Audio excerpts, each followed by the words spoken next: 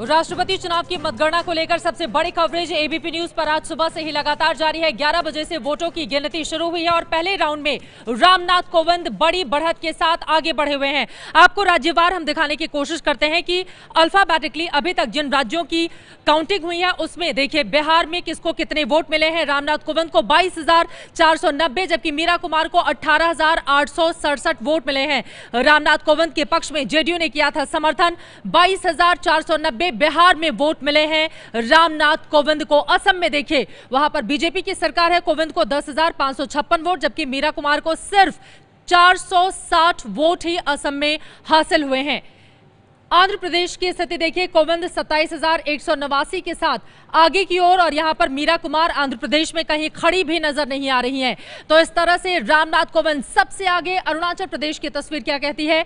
रामनाथ कोविंद के पक्ष में 448 वोट जबकि मीरा कुमार के पक्ष में 24 वोट। आपको बता दें अल्फाबेटिकली अभी तक 4 राज्यों की गणना हुई है जिसके बाद रामनाथ कोविंद का पलड़ा भारी है। कम से कम इन नतीजों को देखकर हम यही कह सकते हैं और इस लिहाज से काफी ज्यादा महत्वपूर्ण रामनाथ कोविंद का इतनी तेजी से आगे बढ़ना।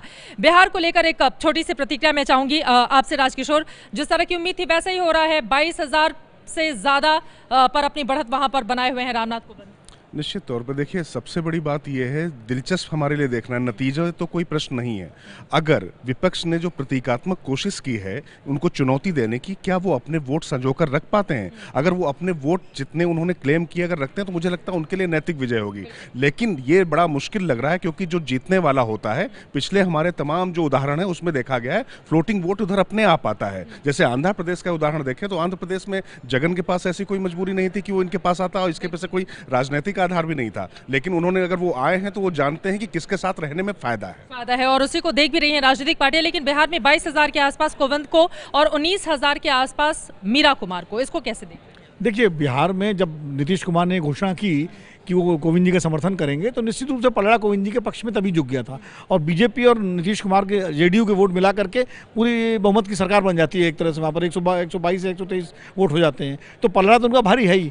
अब जब इसका ब्रेकअप आएगा कि किसको कितने मिले हैं तब पता लगेगा कि आरजेडी के विधायकों ने, कांग्रेस के विधायकों ने क्या कोई क्रॉस वोटिंग की है कोविंद के पक्ष में या नहीं की है, ये तब पता लगेगा। लेकिन सबसे दिलचस्प है आंध्र प्रदेश का, जहां कांग्रेस को बिल्कुल शून्य वोट इनको मीरा कुमार जी को मिला है।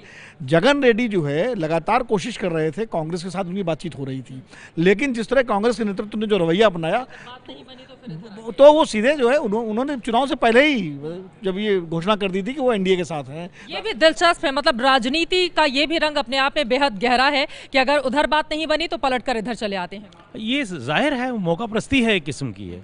और दूसरा ये है कि बहुत सारे दल और जो भी सरकार बनती है किसी की पार्टी की भी हो, वो साम दाम दंड भेद हर चीज़ का इस्तेमाल करती है।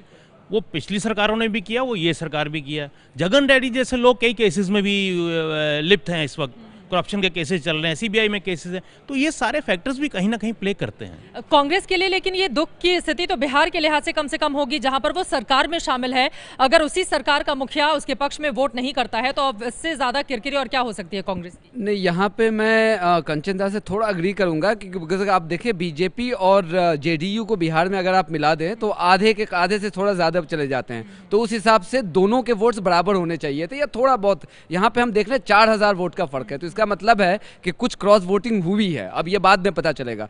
लेकिन आंध्र प्रदेश वाली बात जो है वो बहुत इंपॉर्टेंट है। देखिए कि बीच में कई ये भी बात उठी थी कि क्या ये जो कांग्रेस छोड़ करके चले गए थे उनको क्या कांग्रेस में वापस लाया जाए, वहां पे जगन रेड्डी का मामला उठा था। ये जो है कि 0 वोट मिलना, ये 2019 के लिए जो लामबंद इनकी होगी या इनकी जो कोalition बनने के जो चांसेस है उसमें कांग्रेस की लीडरशिप को बहुत बड़ा से बहुत महत्वपूर्ण बात है। यहाँ पर आपको बताते चले बिहार में 80 विधायक आरजेडी के हैं, 71 जेडीयू के हैं, 58 एनडीए के, जबकि 27 कांग्रेस पार्टी के। और बिहार में झटका लगा है यहाँ पर और जिस तरह की उम्मीद की जा रही थी बिहार से भी जेडीयू के समर्थन के बाद रामनाथ कोविंद का पलड़ा भारी। पहला रुझान सामने आ गया है, रामनाथ कोविंद आगे अपनी बड़ी बढ़त के साथ। अब आगे क्या होता है इस पर बनी रहेगी एबीपी न्यूज की नजर। ये है एबीपी न्यूज, आपको रखे आगे।